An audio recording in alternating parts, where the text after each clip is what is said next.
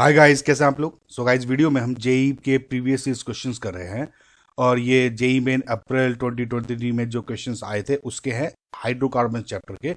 और इससे पिछले भी जो क्वेश्चंस हैं इसी अप्रैल 2023 के या जनवरी के या इससे और पिछले पे मैं बहुत सारे अपलोड कर चुका हूँ गाइस, चैप्टर वाइज ही। उसको जरूर देखें, वन शॉट ट्रिक्स वगैरह जो भी देखने आप प्लेलिस्ट एक बार जरूर देखें। इसकी पीडीएफ में answerexpert.com मेरी वेबसाइट है, उसको जरूर देखें। उसमें आपको पीडीएफ मिल जाएगी, लिंक आपको डिस्क्रिप्शन बॉक्स में मिल जाएगा इसका। ठीक है, सो फिलहाल स्टार्ट करते हैं। Number of bromo derivatives obtained on treating ethane with excess of Br2 in diffuse sunlight is. देखिए, इथेन एक एल्केन है और इसका सनलाइट की प्रेजेंट में जब डोमिनेशन हो रहा है, ऑब्वियसली एक फ्री रेडिकल मैकेनिज्म होती है एंड नंबर ऑफ प्रोडक्ट्स बनते हैं। तो जैसे आपका इथेन है ये, करेक्ट, और इसमें जितने भी ये एच हैं तो 1/1 एच को Br से रिप्लेस हो जाता है। ठीक है, पहले में ये हो गया, दूसरे में एक ये हो गया, इसके बजाय हो सकता है ये हो जाता, राइट, फिर ये हो गया, ये हो गया, देन फाइनली ये हो गया। इस तरह से फाइनल कितने प्रोडक्ट बनते हैं, समझ में आपको। तो जब आप पहली बात करेंगे तो CH2 एक एच को हटा के, सॉरी CH3 एक एच को हटा के मेरे Br बना दिया, तो आपका एक बन गया मोनो ब्रोमो प्रोडक्ट, है ना, डेरिवेटिव। सिमिलरली अब इसमें एक CH3 अगर और जुड़े तो एक एच को यहां से हटा के मैंने Br जोड़ दिया, राइट। एक दूसरा प्रोडक्ट क्या बन सकता था, इस एच को तो मैंने छोड़ दिया, लेकिन इस एच में से हो सकता है यहां से मैं कर देता, समझ गए। तो इसका कैसे हो गया, डाई ब्रोमो। तीसरा हो सकता है इस एच को हटा के मैं फिर से रिप्लेस कर दूं Br से, तो ये हो गया ट्राई ब्रोमो प्रोडक्ट। अगेन इसमें ऐसा हो सकता था इस वाले में एक एच को हटा के मैंने इस तरह से प्रोडक्ट बना दिया, समझ में आया।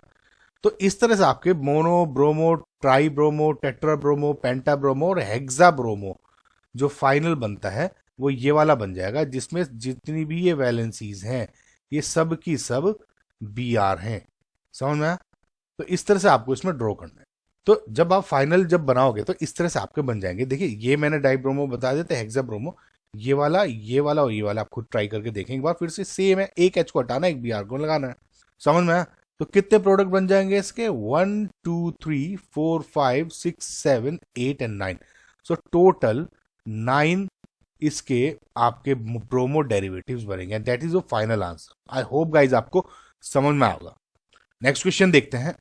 Molar mass of the hydrocarbon X which on ozonolysis consumes 1 mole of O3, right, mole of O3 per mole of X and gives 1 mole each of ethanol and propanol is। देखिए, ozonolysis हो रहा है और इसमें कहा है ethanol and propanone दिया हुआ है। सो CH3COOH ये हो गया आपका इथेनॉल एंड प्रोपेनोन हो गया आपका ये। अब इसमें कह रखा है कि जो आपका 1 mole of each of is x, क्या है एक्स बताना है, मोलर मास। देखिए, ओजोनोलिसिस हो रही है, उसको जब आपको पहला प्रोडक्ट बताना होता है ऑब्वियसली रिवर्स कर दो ओजोनोलिसिस का। आई होप आपको ये कंसेप्ट आता है कि जब ये H है डबल बॉन्ड O और ये डबल बॉन्ड O इधर CH3 है, तो जब आपको इसको रिवर्स करना होता है इसको ऐड कर देते हैं, समझ में आया। तो ये हो गया CH3 and H and this is your basically X। अब इसका आपका बताना है, इसको आप कैसे लिख सकते हो, this is C5H10, correct. And C5H10 को अगर हम मॉलिक्यूलर मास देखोगे तो 5 × 12 कार्बन का हो गया एंड 10 × 1 हाइड्रोजन का हो गया, यानी 60 + 10 70 एंड 70 इज योर आंसर। 70 ग्राम पर मोल इसका आंसर है, जो एक्स का मोलर मास है। देखिए, इसमें मोलर मास दे दिया, इसमें ये भी डायरेक्ट पूछ सकते थे सिर्फ। ठीक है, नेक्स्ट क्वेश्चन देखते हैं। The major product P formed in the given reaction is. Now guys, एक बात देखिए, देखने में तो ये क्वेश्चन बहुत बड़ा लग रहा है, कंफ्यूजिंग लग रहा है, अरे इतने बड़े बड़े मॉलिक्यूल्स हो गए, लेकिन ये क्वेश्चन वन लाइनर है, ऑनेस्टली वन लाइनर है। जब भी आपको एल्कलाइन केमिनोफोर दिया हुआ है, हीट दिया हुआ है, इस तरह के आपको जब प्रोडक्ट दिए हुए होते हैं, ये रिएक्टेंट दिए हुए होते हैं, रिएजेंट दिए हुए होते हैं, आपको कुछ नहीं करना, सिंपल क्या करना, देखिए बेंजीन रिंग जो मेरी है, फॉर एग्जांपल यहाँ पे कार्बन है, जैसे यहाँ पे कार्बन है, इस वाले पे ये कार्बन जुड़ा हुआ है, इस पे ये कार्बन, इस पे ये कार्बन, ठीक है। अगर इस कार्बन पे, ये कार्बन क्या हो गया, अल्फा कार्बन, अगर इस अल्फा कार्बन पे अल्फा हाइड्रोजन जुड़े हुए हैं, एटलीस्ट एक अल्फा हाइड्रोजन जुड़ा हुआ है, तो इस, जैसे एक में मान लो यहाँ पे सी, और ये बाकी की जो दो वैलेंसीज है ना, ये कुछ भी हो सकती हैं, एक रिंग हो सकती है, डिफरेंट प्रोडक्ट, कुछ भी, लंबी रिंग, छोटी रिंग, कुछ भी हो, बहुत बड़ा प्रोडक्ट हो, एक इस कार्बन पे एटलीस्ट बस एक एच हुआ ना, तो ये जब इस रिएजेंट से रिएक्शन कराते हैं, इस पूरे के पूरे को, इस पूरे के पूरे को सिंपल COOH से आप रिप्लेस कर दो, ठीक है। तो अगर आप इसमें देखोगे, इस कार्बन में ये दो एच जुड़े हैं, तो ये सेटिस्फाई करता है इस कंडीशन को। अगेन इस कार्बन पर ये CH2 जुड़ा हुआ है और एक H जुड़ा हुआ है, ठीक है, तो यानी ये भी सेटिस्फाई करता है। एंड अगेन अगर इस कार्बन को देखोगे, ये C, यहाँ पे तो दो H है ही, तो ये भी सेटिस्फाई कर रहा है, समझ रहे हो। तो इसका मतलब जब आप इसको बनाओगे, तो इस पूरे को हटा के COOH कर दो, इस पूरे को हटा के COOH कर दो, एंड इस पूरे को हटा के सॉरी इसको नहीं, यहाँ COOH कर दो, समझ में आया? तो ये आपका फाइनल आंसर हो गया। इसका मतलब जो आपका ऑप्शन नंबर 4 है, ये is your correct answer, this one. So I hope guys आपको ये क्वेश्चन समझ में आएगा। नेक्स्ट क्वेश्चन देखते हैं। Arrange the following compounds in increasing order of rate of aromatic electrophilic substitution reaction.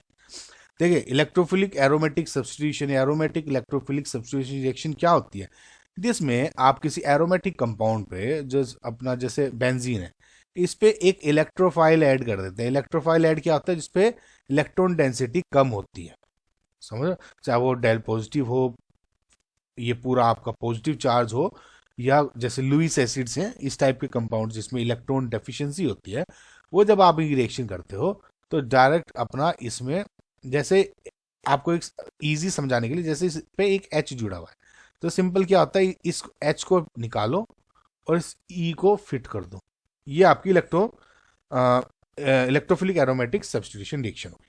Now जैसे इसमें पूछा है increasing order of rate of electrophilic substitution, now जैसे आपको पता है, इस तरह की रिएक्शंस में जब आपको ऑर्डर बताना होता है, रेट बताना होता है, उसमें क्या है, जब, क्योंकि आपको, हमें पता है पॉजिटिव चार्ज में ऐड कर रहा हूं, तो इस रिंग पर या इस एरोमेटिक कंपाउंड पर किसी पे भी जितना ज्यादा इलेक्ट्रॉन डेंसिटी होगी, जितना ज्यादा इलेक्ट्रॉन डेंसिटी होगी, रेट भी उतना ही ज्यादा होगा। क्यों? क्योंकि वो जितना ज्यादा नेगेटिव, वो इतनी इजीली इस पॉजिटिव चार्ज को अपनी तरफ अट्रैक्ट करेगा, अपनी तरफ खींचेगा, and hence the rate of reaction will be higher.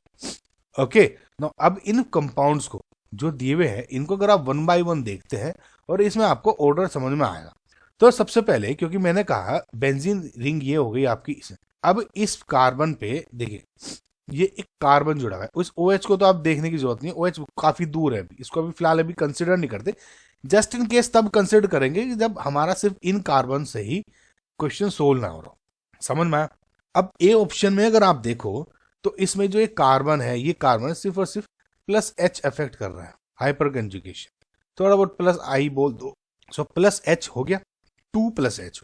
अब इस वाले रिंग पे अगर इधर देखें, तो दो, एक तो +H ये तो हो गए, समझ में, लेकिन ये OH इधर हो रहा है। इस OH का क्या है, एक ऑक्सीजन का होता है -I इफेक्ट, लेकिन जो ये OH पे, OH मतलब ऑक्सीजन है, इस पे लोन पेयर्स भी होते हैं ना, लोन पेयर्स का हो जाएगा +R effect, and we know in such case +R का इफेक्ट हमेशा -I इफेक्ट से ज्यादा होती है। तो ओवरऑल मैं इसको ये कह दूंगा कि इसमें ओवरऑल +R इफेक्ट है। आपको रीजन समझ में आ गया होगा, है ना। तो ओवरऑल ये इसमें देखिए, इसमें इलेक्ट्रॉन बेंजीन रिंग में पुश हो रहा है चार्ज, इसमें भी इनसे तो हो रहा है, लेकिन इसमें एक्स्ट्रा ये भी आ गया +R।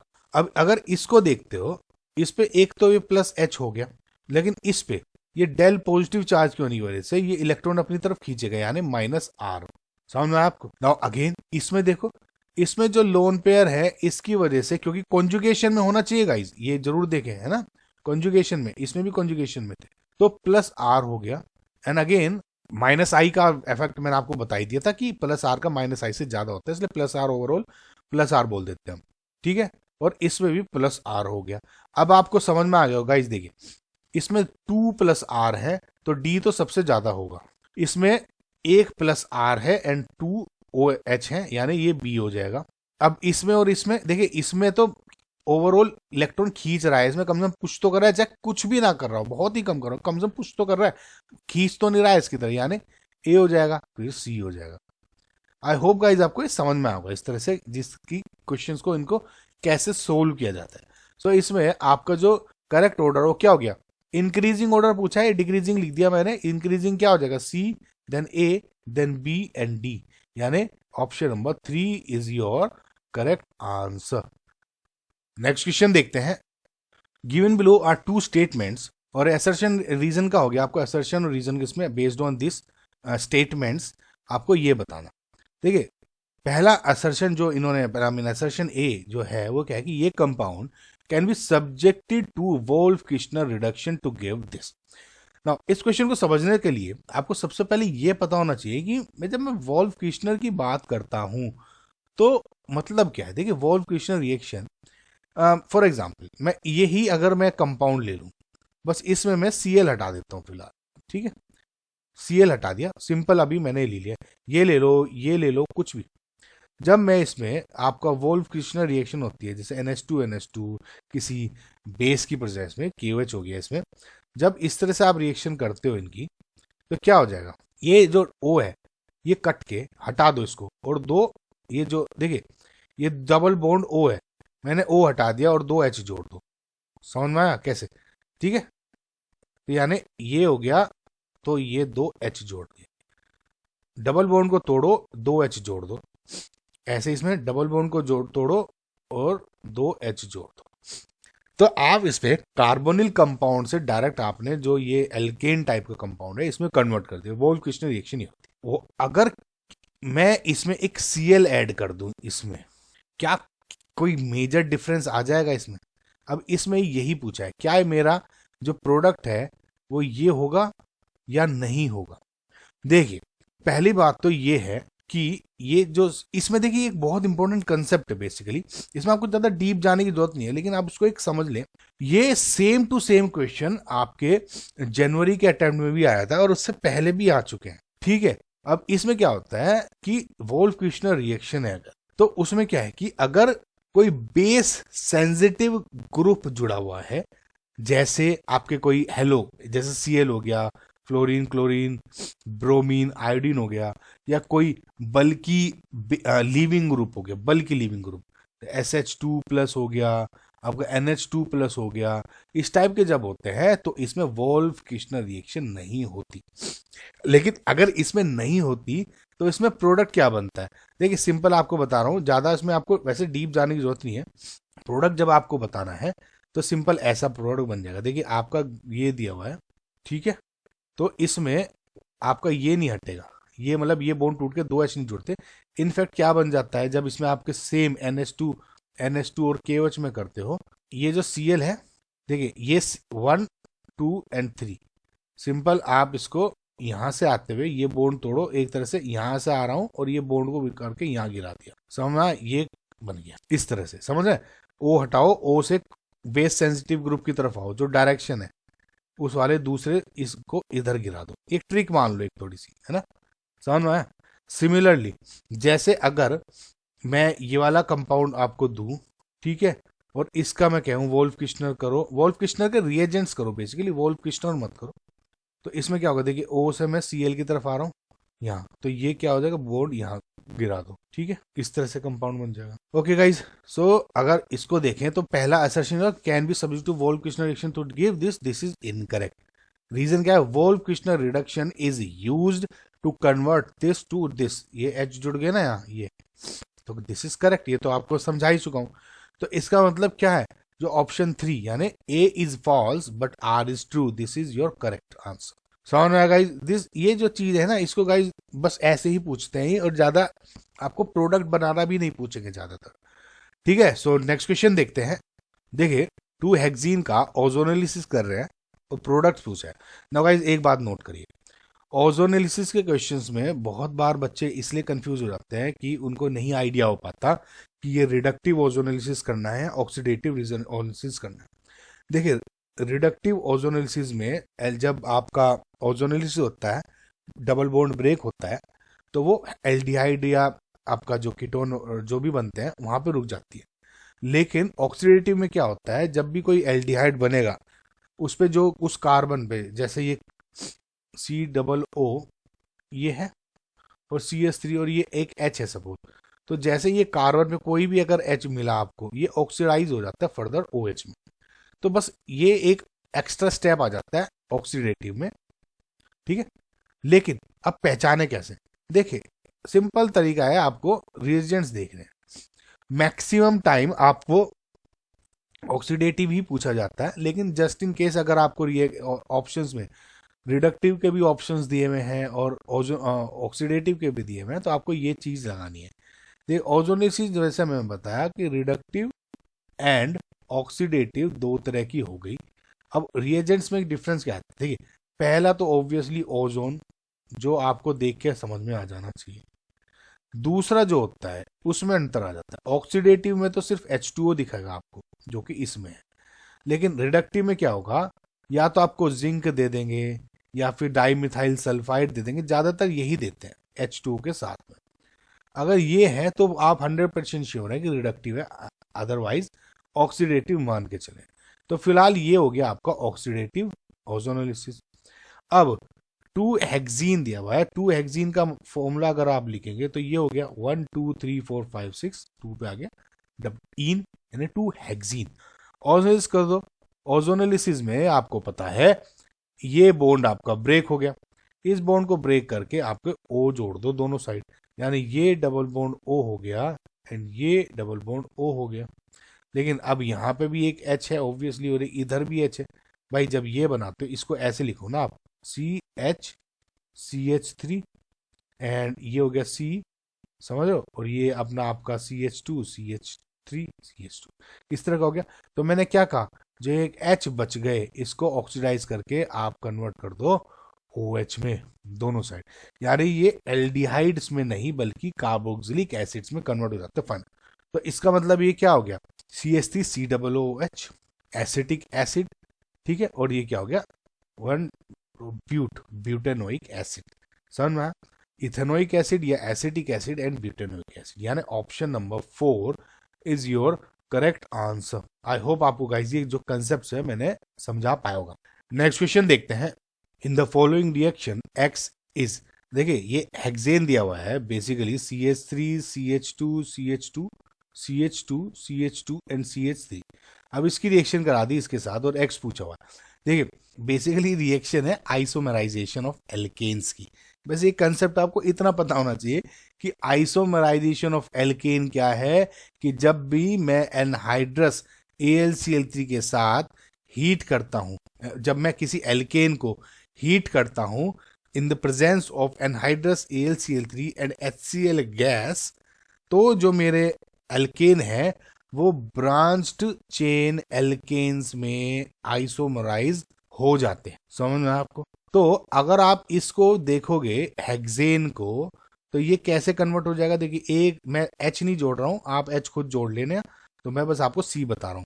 तो जैसे एक C यहां जुड़ गया, समझ में, तो जैसे एक इधर आया और एक C यहां जुड़ गया, समझ में, तो ये दो प्रोडक्ट बन गए। सिमिलरली और आगे फर्दर भी माइनर प्रोडक्ट बन जाएंगे, जैसे एक C जुड़ के यहां जुड़ गया, ठीक है, एक C जुड़ के इधर जुड़ गया, तो वे सब माइनर प्रोडक्ट होते हैं, ये मेजर प्रोडक्ट बनते हैं बिकॉज जैसे जैसे ब्रांचेस बढ़ती जाएंगी, जो शेप है आपके मॉलिक्यूल की वो बेसिकली राउंडनेस में आ जाती है। तो जब जितनी ज्यादा ब्रांचेस हो जाएंगी, जो आपका मॉलिक्यूल का एक तरह से स्टेबिलिटी कह दो या बॉइलिंग पॉइंट कह दो, उनका कम होता जाता है, ब्रांचेस बढ़ती जाती है ना। तो इस वजह से ये जो मॉलिक्यूल हैं आपके, ये थोड़ा सा ज्यादा स्टेबल है। तो मैं ये कह देता हूँ दीज आर मेजर प्रोडक्ट्स होते हैं। अब इनमें से देख लो आपकी जो आपका ऑप्शंस में क्या क्या दिया है, इसमें Cl दे दिए तो है ही नहीं, इसमें भी Cl है, ये भी नहीं है, ये राउंड का कुछ है ही नहीं, ये वाला ऑप्शन है, तो इसका मतलब ये मैच कर रहा है। तो option number 3 is your correct answer. I hope guys आपको ये समझ पाए होंगे कि मैं क्या कहना चाह रहा था।